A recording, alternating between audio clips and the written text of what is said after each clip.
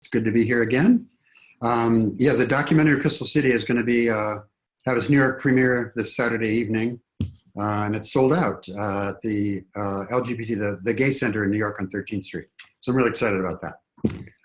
The topic tonight I want to talk about is cross addiction and co-occurring addictions. Those two things where we have simultaneously things going on. It's come up a lot in the people I'm dealing with and the people in my life around me, and I just thought it was useful to kind of revisit that because it's something that I think is a risk for everyone, and probably most people these days are have some kind of cross addiction or co-occurring addiction themselves. So it's important not only in active addiction but in recovery, because I think people can really switch addictions or get caught up in behaviors that can reactivate their original addiction. So really, when we're talking about these kind of things, there's two different styles. One is cross addictions, when the addiction switches from one to the other. So we might have someone who is a sex addict, and when they're not acting out sexually, they may drink, or they may use some other kind of drug as an alternating kind of thing, sometimes to control the urges, sometimes to control the behavior, sometimes to deal with the remorse of the sexual acting out, other times just to kind of keep that cycle of addictive behavior in check. And then the other thing, and maybe more common in my experience at least, is what are called co-occurring disorders or addictions. These are things that occur at the same time. And a perfect example of that would be chemsex, the specialty that I have, which is this paired or fused addiction of both substances and sexual behavior. And in chemsex, we almost always see it done with amphetamines and sex, although it can be done with alcohol and sex, other kinds of drugs as well. So that fusion of two different kinds of drugs happening at the same time, or behaviors at the same time, is something to think about. So what are some of the common combinations we see with co-occurring disorders? One star player is alcohol. Alcohol seems to pop up everywhere. It's legal, it's common, it's easily accessible. And so we often find that alcohol kind of plays a role in this cycling of different addictions. It might be that someone is feeling a lot of shame about their sexual desires and drink a lot of alcohol to disinhibit them and feel comfortable in terms of acting out sexually or just having sex, period. It may be that someone uses amphetamines, in the case I mentioned, and then does pornography. Or in the other cases, they may be totally unrelated, but both being addictions. Someone might say, temper their addictive desires for sexual acting out by gambling when they're not acting out. And all these things have in common the brain chemistry that really produces it's the same avenue, or same result rather, different avenues to the same result in the brain. A couple other things we talk about with some common players with these cross and co-occurring addictions, not just alcohol, but amphetamines, I mentioned. I think it's important to talk about benzodiazepines, which are the Valium, Klonopin, Xanax. Those often are used to kind of temper the come down for stimulant addicts, or to deal with the remorse and shame of acting out by other kinds of addicts. And so they kind of play a role. They're often not the first drug that an addict seeks out for some kind of mood altering experience, but they often play a role in this package, this combined package of drugs and behaviors. And then for at least among chemsex users and the men who have sex with men, or gay men, bi, trans men, we often see what are called poppers. The butyl nitrate with poppers are originally an a cardiac drug that basically blows open all the vessels in the body. It creates a heady sensation. So we see those often used in combination with these other drugs as well, along with drugs like Viagra and things like that, because both chemsex and sex and porn addiction can cause erectile dysfunction. So the desire remains alive, but the performance gets affected. So all these things are kind of thrown in together that can really add up to some problematic behavior, and they end up reinforcing each other in that addictive process.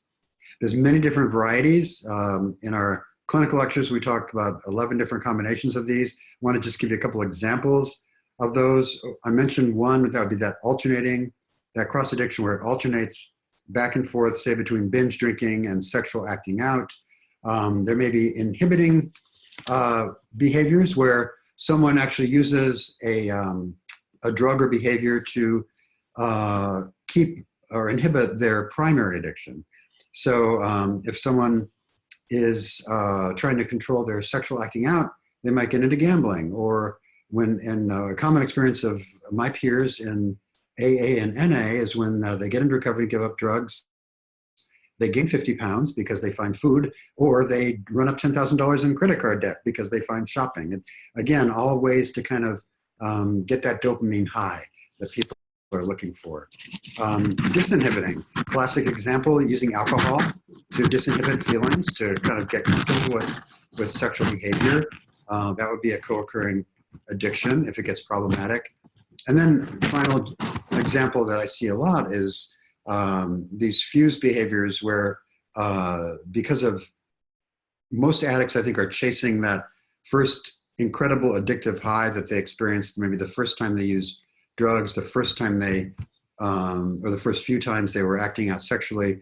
A lot of times, because of the way our brain accommodates tolerance and adapts, it's really hard to recapture that thrill. And so people start to escalate. And they escalate in their behaviors. They may go from snorting or smoking to injecting. If they're a drug user, they may go from a certain kind of sexual acting out to more risky sexual acting out, maybe more taboo behaviors, more risque behaviors, more things that heighten the intensity. They may use different kinds of drug combinations. So we have guys with chemsex using not only amphetamines, but adding other drugs like GHB or even cocaine and stacking to the mix. So always looking for that magic formula to get the effect of the addiction. There's many different kinds of those, different combinations of drugs and alternating behaviors, but you get the idea. Just a couple of things to avoid these, I think, just lesson-wise. One is to really educate yourself. I think people in early recovery from both substance abuse and sex addiction are more susceptible to this kind of cross addiction, because it can be kind of like a whack-a-mole thing where we have that same desire, we've taken away coping mechanisms, whether it's drugs or sex or porn. Those do serve a purpose in that they numb uncomfortable emotions, they dissociate, they provide a distraction, they provide excitement. And so when we take that away, a lot of those uncomfortable feelings will emerge. And so people would be driven to kind of find something else to substitute. So that's something to be aware of. I think it's important for us to be our own advocates in terms of telling our doctors, outing ourselves to our doctors, especially if you're a drug addict or alcoholic. Doctors, it's gotten better with the opioid prescribing, but it's still a big problem. And so I think it's important for us, it's responsible for us to tell the doctor, hey, I'm in recovery, please don't give me that. And doctors often will do that anyway, so it's important to really educate everyone around us and really have transparency. Even many years in recovery, there's a couple times I've had to have, after a minor surgery, had some pain medication, and even then I would give it to my partner to hold, because I just simply don't want to have the temptation. And I don't think there would be, but I don't want to take the chance. And also I think there's a issue of transparency. It just, one of my strategies to stay clean and sober is to put as many barriers between any impulse I might have to use or act out and the behavior or the drug. So the more steps there are, the less likely that I'm going to actually do that should I have the urge. Another recommendation to avoid triggering situations. This is the old people, places, things that just keep that whole necessity for a mood altering substance or behavior at a minimum. And then finally, really remember the power of healthy activities. And for sex addicts in recovery, that would be that outer boundary, outer circle of things that affirm us and create us. Those are healthy connections. Those are having intimate lives, having healthy balance, connected with nature, people that love us, being a good friend, having hobbies, having purpose, all those things that are so valuable. So if you find yourself in recovery or the partner of someone in recovery, be alert to these things because this is it's a danger out there. And I think sometimes people just don't make the leap. They think, well, I'm a sex addict. Alcohol was never really a problem of mine. Alcohol could very well be a problem of yours if you're not careful. And same thing goes with stimulant addicts. I've had a lot of meth users who never had a problem with any other behavior or drug, got involved with stimulants, methamphetamine or cocaine, tell me, well, alcohol is not a problem. I've never been interested in. I don't even like the feeling of alcohol. The problem with alcohol for a meth user is that it disinhibits their resistance to using meth. And many relapses on amphetamine start with a beer. So it's really important to take all that into account. So that's my 2 cents, or more than maybe 7 cents on co-occurring addictions and cross addictions. And so as usual, we can go with that. We can go with anything anybody wants to bring up. Well, I just wanted to add one thing about cross addictions. This is how I've always thought of them when I'm cross addicted. I didn't do my addiction simultaneously. I switched from one to the other. My therapist told me one day I was just changing seats in the Titanic. You know, the view was a little different. The ship was still going down. And he was right. I would just bounce from one to the other. And then one of the other, well, actually, I had a question for you. We've got some in the Q&A, but I'm going to ask mine first because, you know, my privilege. You're special, Scott. I know. So when people, particularly with co-occurring addictions, but also with cross addictions, when people get into recovery, should they address one at a time? Should they address them simultaneously? What are the plus and minuses of both approaches? Good question. I think for addictions that are fused, and by that I mean where there's what we're finding, to back up a step, there's sex addiction and porn addiction, and there's substance addiction, and there's this third thing, I believe, that's this paired or fused sex and drug addiction, chemsex, whatever you want to call it. That's a thing in and of itself. And when that has occurred, when there's this bonding between the effects and the desire to use both the drugs and act out as kind of one thing, they definitely have to be treated simultaneously. So for example, if I have a meth user who acts out sexually, if I just bring him in, and this, by the way, has been the standard clinical protocol, was to deal with the drug use first. And if I just deal with the amphetamine addiction without really talking about that sex, or decide the sex either will take care of itself or we can do that later, I'm setting that person up for relapse. And so I think in those cases, it's really important to treat them simultaneously. Now, I also,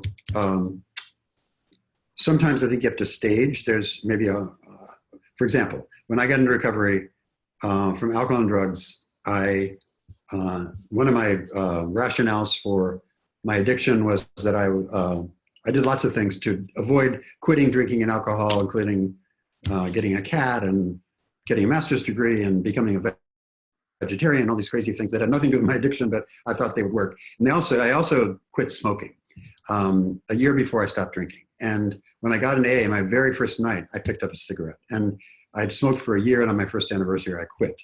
But for me, in my mind, I still had that addictive urge. I needed to do something with it. I didn't have any other tools. And so in my mind, a cigarette was better than drinking. And in the end, I gave them all up. So that's, I guess, a case where it was kind of more staged, one after the other. But I think you have to be really cautious about that and really get a lot of advice from friends and professionals, because these different addictions, whether they're drugs or behaviors, are really interconnected in very strong ways. And so it's really playing a little bit with fire to deal with one but not deal with the others, because they can all ignite again very easily. Yeah, that's been my experience as well. And like David, I kind of did one and then the other and then the other. Well, I did all the substances at once, and then I did, well, actually I did sex first and then all the substances. But I wish I had done them all at once. I think it would have been easier for me to go through withdrawal once for everything. Yeah. And also, the there were 2 years between my sexual sobriety and my substance sobriety, and I don't really, even though I was sober from my primary addiction, which is sex, I don't feel like I was making any progress in my life because I was still numbing and in an addiction. I just switched over to alcohol and drugs. When I work with sponsors now, or sponsees, whichever program I'm in, I grill them about, if it's an AA sponsee, I'll grill them about their sex life. If it's a sex sponsee, I'll grill them about their drinking and using, and I always want them to quit smoking, which they never want to do, but I try. So. And let me just say a word about that. We were talking about this topic with the guys in the program this afternoon. I talked about how smoking, nicotine, is really it really teaches the brain how to be addicted. It's like the core addictive substance that's almost evil in the way it just hijacks the limbic system and really trains the brain and primes the brain for addiction. So if we have, it's almost unethical, I think, for treatment centers to put someone through a drug treatment program or behavioral, like a sex addiction program, and not address smoking, because it's just keeping that addiction alive in a very profound way. So it's really important. Yeah, smoking is important to quit. Yeah, we got several questions lined up here, so I guess we should get to them. First one says, I've been reading that it takes 3 to 5 years to enter solid recovery. What does this actually mean? I'm in early recovery. Will there be any growth until that point in the process? I remember my first anniversary, and it was a hard first year for me. Somebody said, oh, well, welcome to your first anniversary. It's really horrible. I just thought, oh my God. So I think I hate generalizations like that, because I think we can set ourselves up with expectation. I think there is something to be said that it does take several years to really establish, to kind of rewire not only our brains, but our routines, our patterns, to maybe change friends, to develop healthy social networks. I mean, all that stuff they're work in progress for the first couple of years. So yes, I mean, I think in some very deep way, 3 to 5 years is not an unreasonable time to expect really significant change in our life. We talk about the promises, where some of those promises start to happen with that period of time. However, I think there are miracles that happen from day one in recovery. And I think it's really important to recognize those and not kind of be in this gray zone until you hit a number of years, because there's an amazing healing that happens from the very first day. And so, yes, it's a slow unfolding. It's not a linear process. It kind of bounces around. I'd feel like I was making good progress. I wouldn't relapse, but I would kind of have backsliding in terms of my moods and my coping skills, and life situation could cause problems.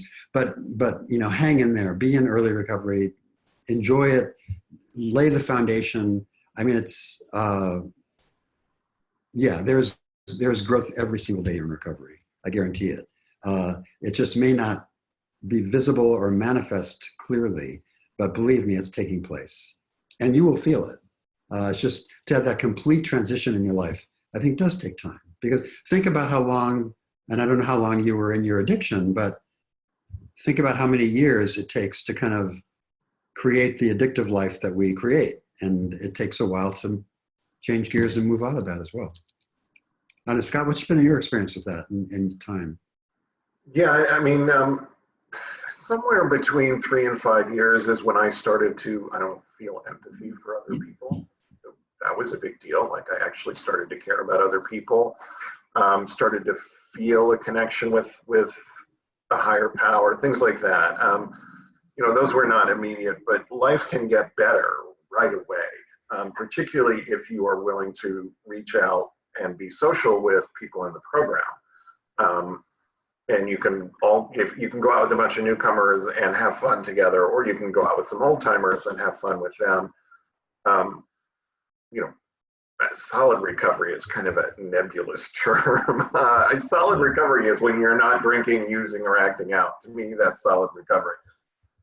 But there's a lot of layers of the onion to peel back, and it takes a while. I'm still peeling back layers of the onion. I'm sure David is as well, and he's got 40 years. So,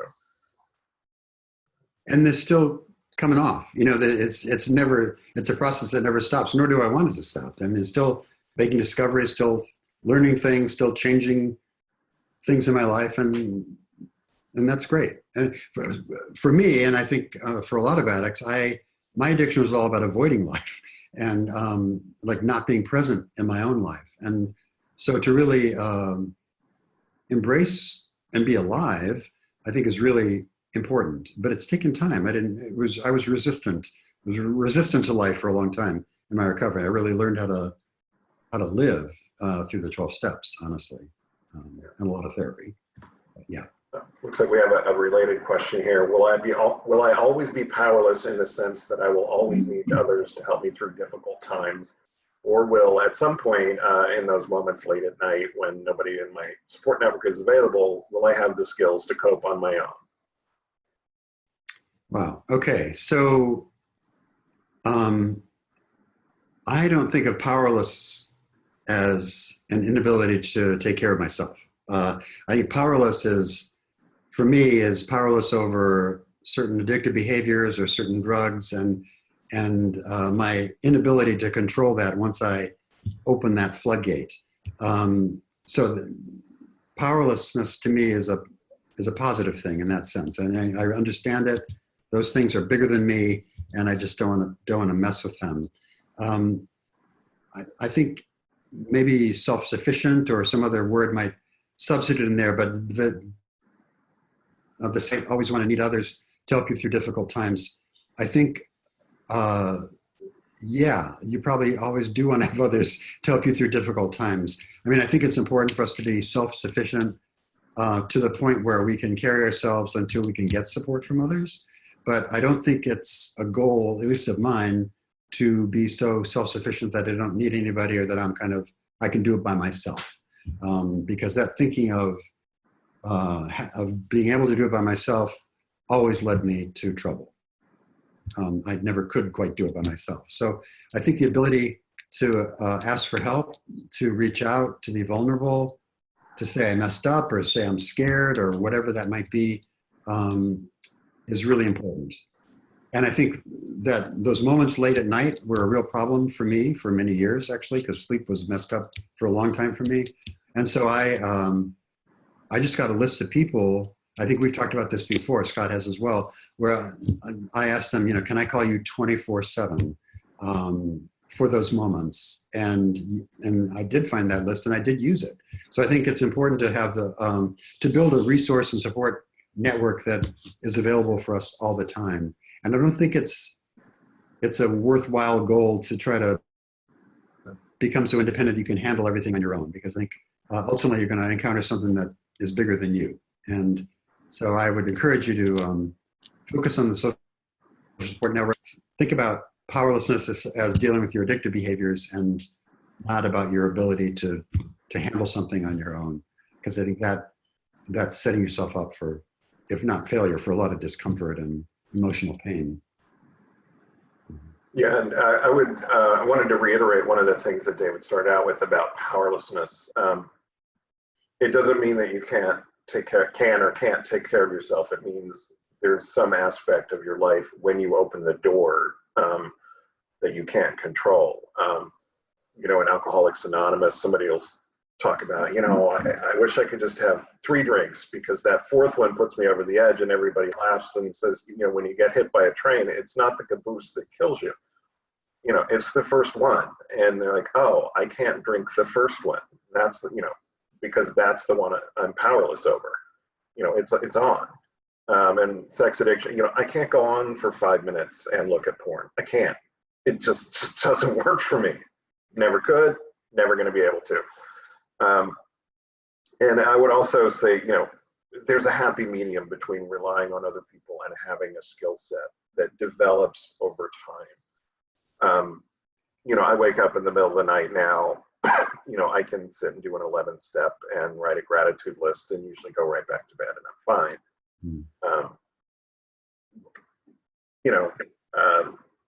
But so, if it's 5 in the afternoon, I'm going to call somebody. That's easier. so yeah. Yeah. You want to add to that, David? No, I think it's just really important to not have a goal of being self-sufficient in recovery, Right. but to really build your team.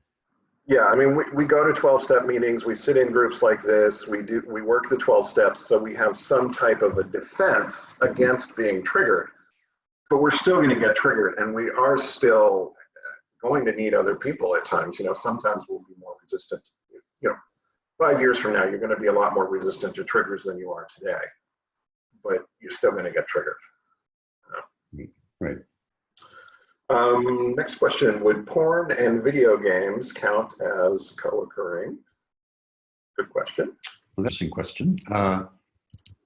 I think I could make a case for yes, depending on the level of video game involvement. You know, we'll know more in a couple of years. There's a lot of research out already that really indicates that video games can be highly addictive in a very profound way. And so when you think about video games and porn, they have a lot of similarities. They're both visual. They're both highly hypnotic. If you're looking at porn, if you're looking at a video game, you enter a trance. You dissociate almost immediately. And when you're in that state, by the way, you're highly focused. That's when addiction forms really quickly, in that highly concentration, highly focused state. So yeah, I think you could make a case. If someone is off in that zone, in that dissociative state, they could get there through porn, they could get there through video games. It's really two different means of getting to the same place. So yeah, I think that could easily be made that those could be counted as co-occurring. Now, again, like, is everyone who plays a video game an addict? No, not necessarily. It's not like in these behaviors, it's not the video game, it's not the porn itself, it's not even the sex. It's the addictive qualities that we use with those things that impact that. So I think it's important to not say that video games are evil inherently, but certain people can have a real problem with them. Yeah, and I think we're starting to see that. You know, traditionally addictions have been about emotional escape, about dissociation. With porn, we're starting to see a new category. I think we talked about this a couple of weeks ago in here, or maybe it was when I was filling in for Joseph Adra. But there's a second category of porn addicts that we're starting to see. Mostly they're younger users, you know, kids, young adults who started using porn very, very early, and it became their go-to. It was easier than trying to learn normal sexual, you know, real-world sexual behaviors. So they were socialized sexually through porn rather than trial and error like every other 7th, 8th, 9th grade kid. And they become conditioned to it. And then of course, porn is David can talk to this better than I can, but it triggers the same part of the brain as cocaine or meth or any other, you know, hardcore drug. And you're doing it boom, boom, boom, because there's always a new image and always a new video. So boom, boom, boom, boom, boom, boom, boom. It's this rapid fire, like chain smoking as fast as you can almost. And I suspect we're going to see that population with video game addicts as well, because video games are set up to give you dopamine pops regularly. That's why we stick with them. It's the same as gambling. So I suspect we're going to see that, and there is research taking place about video game addiction, big time. Right, and the other research that I'm interested in that regard are these kids that have been basically wired with their developing brains on video games, how that impacts their risk for other kinds of addictive behaviors as they grow up, and I think it will. Yeah, absolutely, because they're getting used to that dopamine pop regularly. And they're also becoming conditioned to, because video games are social now for a lot of kids. That's how they socialize with each other. That's how they're conditioned to that. And to getting those dopamine pops as part of their socialization is, I think a lot of kids are going to struggle. Yeah. So this is another interesting question here. I feel like I can only focus on one thing right now. welcome to early recovery. Which is better to focus on, trying not to watch porn or trying to get to bed on time and get a good night's sleep? Okay. Well, that may be a false choice. A couple things to say about that. And I totally understand the ability to only focus on one thing. When I couldn't read a book for a year. I couldn't do anything. It was all I could do to get to work and get to a meeting back when in early recovery. And I remember I was telling this to someone recently, I would be so overwhelmed. I was looking at back in those days, we had printed guides to where the meetings were. And there would be like 3 meetings in my neighborhood. And I was so overwhelmed trying to pick one. I remember crying one night, calling my sponsor saying, I can't decide. That's kind of how unable I was to kind of take care of myself or focus. So that happens. I think a couple things. When you say try not to watch porn, I think anytime we try not to do something, it's a problem. Because if we focus on not doing anything, let me back up. The brain is telling me not to eat the cake. Guess what I'm going to think about all night? Right. Our brains are wired so that we don't comprehend the negative, the word "not" in there, right? If I say don't think about porn, the subject, the focus of that sentence is still porn, and our brain goes to porn, and it kind of skips over the "not" part. So anytime we try not to do something, that means that our concentration and focus is still on that thing, and that's not a good place for an addict to be. So I would not try to do anything. I would try to focus on positive things, building your recovery, getting to meetings, learning tools, understanding powerlessness, learning how to do gratitude, that kind of stuff. I would focus on things you can do that are positive as opposed to trying to not do something, for starters. Now, the second thing, try to go to bed on time and get a good night's sleep. Yes, absolutely. Good luck. As I said, I didn't sleep for 2 years. It seemed I really did, but it felt like I didn't. But no, sleep and rest and balance are really important too in this whole process, because one of, I think, the kind of co-occurring things that can happen in recovery sometimes, that we become really slave drivers for ourselves and really hard on ourselves and jump into this compulsive, almost self-torture with, got to get it right, and run yourself to death. And we need to be committed totally to make it. I totally believe that. But I also know that we need rest, we need healthy meals, we need downtime, we need fun and recreation. So trying to find that life balance is important. But try not to think of it as not doing something, but think of it as doing positive things for yourself in recovery. Yeah, and I would add to David's statement about going to bed.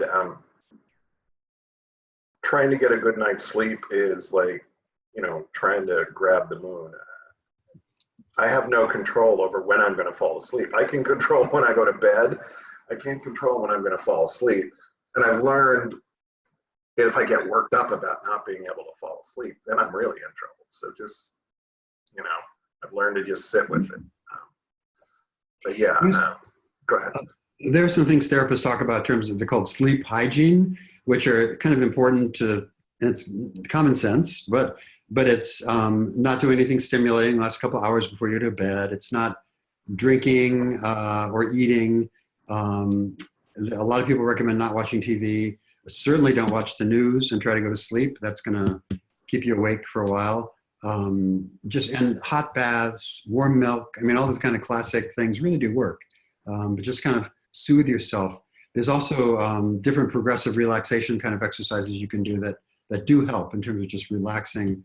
But I know from my own experience, if I have a flight to catch early in the morning, or if I can't fall asleep and suddenly I'm worried, okay, now I have 5 hours, now I have 4 hours, now I have 3 hours, and it just kind of intensifies. So the more you focus on that, the harder it is. So I would really practice good sleep hygiene and do what you can to just get a good night's rest. I'm going to pull a question out of our chat feature that was sent to David and I. Says, I'm a recovering sex addict and have been sober for 7 months since a relapse. Congratulations. A lot of the literature and podcasts mention how shame is a big problem with addicts. I'm ashamed about what I did in my acting out, but I don't feel any other shame in my life. Am I missing something? Should I be feeling more shame? Or is it good that I don't feel shame like the shame I have heard from other recovering sex addicts in my support group? Good question, actually. It reminds me, I was working with another therapist colleague of mine on like weekly series for groups, 6-week series and stuff, and we were joking around saying we should do one called Embracing Our Shame. So yeah, you don't want to go out looking for shame, but I think it's good that you're feeling shame. I mean, it shows consciousness. We've talked in here before, though, that shame is really has no inherent value, right? It's like there's no good that can come out of it from rolling around in shame for a while is not going to be productive in any way. So it's good to recognize it and release it. There's certainly shame that goes with addictive behavior. I would not tell you to look for shame, but I would encourage you to just be open to where there might be shame in your life that you're not quite in touch with yet. I suspect it's probably there. It's there for most addicts. So just statistically, it's probably there. I would let it kind of unfold. I'd be open to the process. I wouldn't go digging around for it or looking for it, but I would certainly be open to feeling it and releasing it should it come up. There's a lot of times shame is buried so deep remember, shame as opposed to guilt. Guilt is this problem we have when we've done something that we don't feel good about, right? An action. Shame is more the sense of being internally flawed. There's something just wrong with us in our very nature. And that shame is really taught to us. Nobody's born with shame. So we're taught by our parents, by our schools, by our laws and government and church. And so we take it in, kids take it in. So I think one of the healing processes for this is to really, when it comes up, when you're aware of it, to release it, to give it away, give it back. You know, it's not yours. And I know that as a gay man, and we were certainly shamed a lot by organizations, institutions, people, and I took it all in. And a big part of my recovery was releasing that. You know, that's not mine. And so to be aware of it, but I wouldn't go rooting around for it, but just if it's there, it'll kind of fall off the shelf when the time is right. In my experience too, in my own recovery with my clients, I find that people, things kind of come into awareness when people have the tools to manage them. And there's an expression in 12-step program, but you can kind of never get more than you can handle. And I think that's kind of true in that we just don't see it or are aware of it, and that, by the way, is a healthy thing in a way, because it's protecting us. These are features that protect us from being overwhelmed. And so sometimes people will not be in touch with some of these negative feelings, and that's their brain kind of keeping them safe because it would just totally overwhelm them. And so I found as I can kind of have the capacity to deal with stuff, there it is.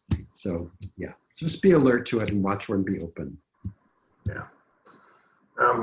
Next question here. I have a sponsor and I'm currently working through the 12 steps. I just completed working through step 1 in Pat Carnes' Gentle Path to Recovery. I'm getting ready to write up a formal first step to present at group.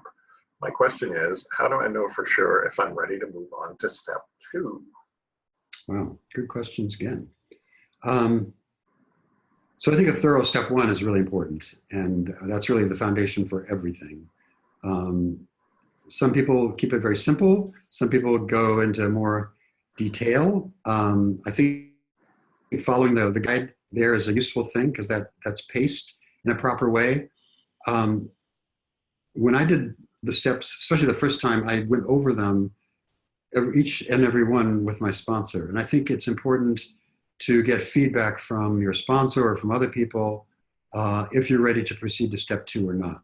That's the kind of thing that's very difficult for an individual to assess for themselves. And I think it's important to kind of get feedback from other people on that, because that's a really critical one in terms of the powerlessness and the unmanageability that really is the gateway to everything else. Now, I think it's also, there could be a trap of getting hung up on the steps, right? I was, with my fourth step, I kind of, it was never quite good enough. I could never finish it because there was always more and more and more. And at some point, I just had to like stop and go on. And in the years since, I've gone back and done other like mini fourth steps and that kind of things to redo and where situations came up. But I think the best judge of moving on, two things. One is your gut, and second, people around you giving you feedback, especially your sponsor, that can help guide when it's ready or not. And Scott, do you have anything? You have a lot of work with sponsees and sponsors. Yeah, kind of a gut reaction. By the way, the general path is about this thick. This one I recommend. Much thinner, focused on sex addiction, easier to use. That's my plug. I use this book with my sponsee. But the general path is very thorough. That's kind of an understatement. Yeah, you know, if you're comfortable with the fact that, you know, you're powerless over your addiction and it's screwing your life up, you're probably ready for step two. If you're not, maybe go back and work it again. But yeah, so next question, how are porn addiction and video gaming similar? I think we kind of covered that one, same parts of the brain and all that. Do you want to add anything there or just go to the next one, David? No, just they're all hypnotic, same parts of the brain, highly visually stimulating and dissociative and kind of the stuff we talked about before. They're very similar, very similar. Is relapse an inevitable part of recovery? Wow. No. Is it a normal part of recovery? Yeah. I don't think it's inevitable by any means. I think with certain kinds of drugs and behaviors, and among them would be amphetamines and chemsex and sex addiction and porn addiction, we do see a higher rate of relapse. Relapse is a normal process of addiction. And I think one of the mistakes a lot of treatment centers have made is punishing people who relapse for their disease, right? It's something certainly has to be addressed, but I think relapse is a normal part of recovery. However, it's not inevitable, to me at least. I think it's important to really make the effort always to assume that you're going to get through this without any kind of addictive behavior. Things do come up. I think it's important not to fall into like a shame spiral or remorse or beat yourself up too much, because I think that's really destructive. But I do think it's something that is a normal part. I just don't want to set up the expectation that it'll happen for sure, because it doesn't. At a certain point, it doesn't. There's some really interesting statistics about relapse. The longer you stay in a 12-step program or in recovery, the less chances you have of relapsing. There are certain points in recovery that are higher risk, 90 days being one, a year being one, and other points that are more common. So there's kind of particularly risky times. And the other thing I've noted that the more program time people have, this is not guaranteed, but often the relapse may be shorter. People will come back sooner. Now, I've had people that didn't come back, they overdosed. So that there's a risk for that. But I do think that sometimes I've had many clients, for meth using clients, who would go out for like 4 hours and realize what they've done and come right back. And so that's a good thing. That's where the program pays off.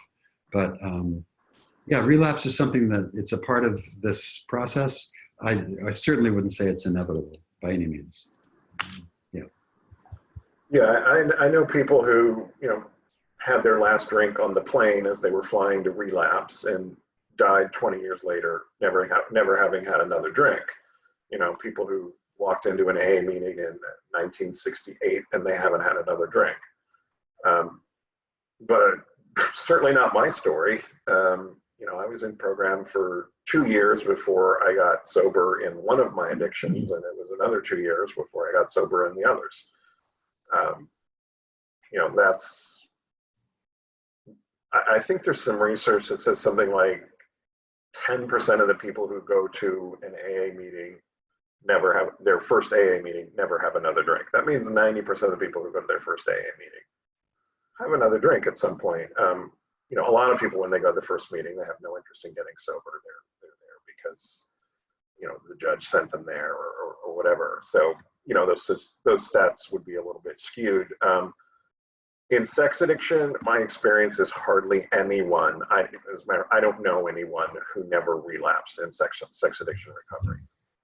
That doesn't mean it's inevitable, but I would say it happens. It's a learning experience.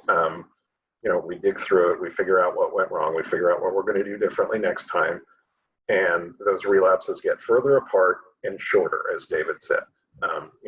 Less time into, and I have a sponsee, and I'm not going to call him chronic relapser, but he's sponsoring him about 5 years now, and he was relapsing once a month, and then he was relapsing once every 3 months, and now it's about once every 6 or 8 months, and he always tries to beat himself up, and I have to remind him that his life is so much better today than when he walked in the door.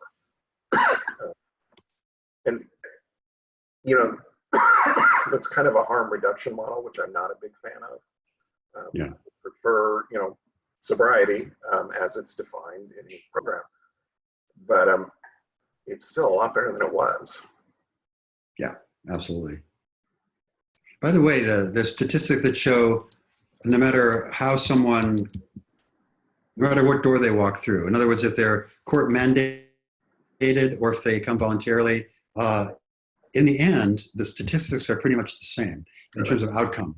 The same rates of people tend to stay sober or get clean or not relapse. So there was a lot of concern for a while about motivation of people getting into treatment. And some people are forced, some people want to be there. But if they stick around, and we know really a critical factor is retention, right? Just keep, and again, we have one of those slogans, keep coming back. It works. And keep coming. The retention piece is the biggest single predictor of success. Just no matter what, you show up. And that's critical. And when I train therapists, it's, they often ask what kind of therapy techniques or what school of therapy or what works best. And there's no one kind of therapy that's been shown to be most effective. It's the human connection, and it's the retention, keeping people engaged and coming back. Yeah, and I don't think any of it is ever wasted. I used to run a sober house here in Palm Springs for 6 or 8 months while I was kind of between gigs. And it was all young kids just out of treatment, 18, 19, 20, they were young. And most of them had no real interest in getting sober, and they, their parents paid for 30 or 60 days of treatment and then decided, wow, that was a lovely vacation from my crazy child. I'd like another 30 or 60 days. So they put him in sober living, and they would call me. And, they would want to know, am I wasting my time? Am I wasting my money? And the best answer I could give them was, you're buying them a really good education for when they're ready. If they're not ready now, at least they'll know what to do when they are. They're young. Most of them relapsed because, but most of them also had miserable experiences when they relapsed and came back. If not right away, then eventually. But I do want to say that there's nothing impossible about getting sober or clean when you're young. I got it at 25. Tammy, who works in our company, I think was 21. Yeah. I was at a roundup in Austin over the weekend and met a guy he's in his late 20s now. He's got sober at 17. So it happens, and it does happen. I have a friend who got sober at 16 on his very first meeting. Yeah. And he's been sober for close to 50 years now. So wow. Yeah. But I agree with you, Scott. When you get into sex addiction, it's almost universal that things happen. But it's what we do with it. You're exactly right. We get back up. What can we learn from it? What can we take away from this that's productive and useful and apply going forward? And sex addiction, we sometimes compare it to an eating disorder. When you get sober from your eating disorder, it doesn't mean you stop eating. And that kind of puts a little, David, you're frozen, so I can see you're not moving. But an eating disorder, it's hard to define, when you're doing it right and when you're not. And, sometimes people say, well, I had a cupcake. Well, you had a cupcake? Did you eat the whole tray of cupcakes? No, I had a cupcake. Okay, you had a cupcake. Great. That's healthy. Healthy people have a cupcake. Sex addiction is really similar. Every sex addict has a different background, has different problem behaviors, has different, there's David back. Hi. Right. So every sex addict's background is unique. So every sex addict's definition of sobriety is going to be unique. And just because I can't look at porn doesn't mean some other sex addicts can't look at porn. Most sex addicts can't look at porn. But I'm a single gay man. My plan looks very different than some married 35-year-old guy with 2 kids. There are things I can do that he can't. There are things that he does that I have no interest in. So I have lost the point that I was trying to make. Oh Lord. Anyway, if anybody wants to chat the point that I was trying to make, I missed the part of it, so I can't help out. I'm sorry. So anyway, let's scroll down here. So when I first quit drinking, I had to remind myself that I wasn't going to be able to sleep, sometimes at all. I took that opportunity to work on self-hypnosis, playing with the shapes that I saw when I closed my eyes, etc. Basically, I tried to turn my frustration into a game. That's more of a suggestion, I think, but a good one. Yeah, no, it's an excellent suggestion. I think sleep is hard, especially early on, and to dive into the frustration just makes it worse, right? To build it up and get worried, and that anxiety and frustration. So I really applaud what you're doing. I actually listen to music. I have headphones. There's some guided visualizations I use sometimes if I can't sleep. Progressive relaxation, breathing. There's all kinds of ways to kind of take the focus off my anxiety about not falling asleep and what I have to do early in the morning. And those are really good suggestions. I think just to, I just couldn't get past, I just had a real resentment that I couldn't sleep. That was the focus of a lot of my work. I don't know why. It was just one of the symptoms, many symptoms of hard things that happened early on for me. But it's just a reality, I think, of addictive recovery. Our brains are used to operating a certain way, and you take that away after years of practice, and they have to change and adjust. And it takes time. And that's, I think, from many early on, not just sleep, but it seemed like I had no medical problems at all when I was drinking and drugging. But as soon as I got in recovery, it's like my teeth went, it seems like everything happened. I don't know if my body just kind of exhaled and it all started to go downhill. But there was a lot of issues early on, but you get through them. But I think you get through them with a good attitude and support. And that's what I see you doing there. Yeah, in the chat feature, somebody just asked what the suggestion was again. So I'll read it again. I had to remind myself when I couldn't sleep, I used it as an opportunity to work on self-hypnosis, playing with shapes that I saw when I closed my eyes.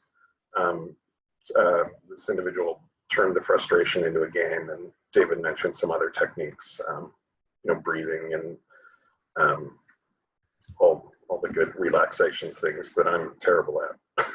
But such is life. I usually, if I really can't sleep, I will get out of bed and stop trying to sleep. I will find my outer circle of my sex plan, and I will do something that's in the outer circle. I'll play with the cat. I'll go sit down and watch TV, and late night TV is boring. So it puts me to sleep. I do things like that. I don't want to get frustrated. That kind of goes back to the question we had earlier about whether you should watch porn or try to get a good night's sleep. Again, why don't you just, instead of trying to not do something or to force yourself to do something, for me, it always made a lot more sense to go to my outer circle and find something better that I could be doing with my time right now. Something else to focus on besides one frustrating thing or another frustrating thing. Read a book, That's not watching porn. It's not going to sleep, but I'm not thinking about, oh crap, I can't go to sleep. Right. That's a really good, we were talking about sleep hygiene. I didn't mention that, but it's a great one, Scott, if you can't fall asleep, get up, go do something till you get sleepy again, get tired. And also to use your bed for basically sleep and sex. I think we Americans tend to eat their meals and read books and, do everything in bed. And that kind of trains our brain not to associate it with sleep. So that's an important tool as well. Excellent. Thank you, David. We are pretty much out of time here. So, David, you want to wrap up with anything?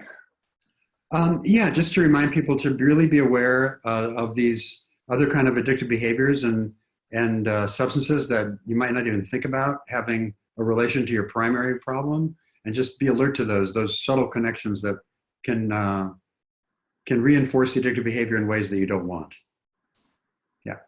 Okay. Awesome. Thank you very much, David. Everybody, we will be back here next Wednesday, same time, same place. And we have lots of other webinars and discussion groups throughout the week. If anybody needs treatment or knows somebody who does, give us a call. Our number's on the website. And also just check out the blogs. David and I both have one this week on sexandrelationshiphealing.com. So great. As well as.